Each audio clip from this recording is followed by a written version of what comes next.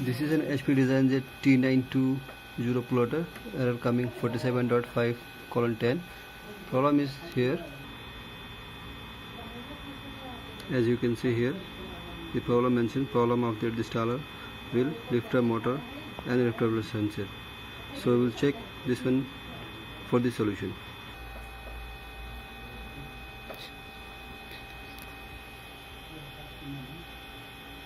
As you can see the problem here, 47.5:10. Restart the printer. Open the right corner panel. Here you can see this is the installer motor assembly, and here as you can see that the wire has been cut by the rat. So this is the fault. After repairing with this joining, the problem will go.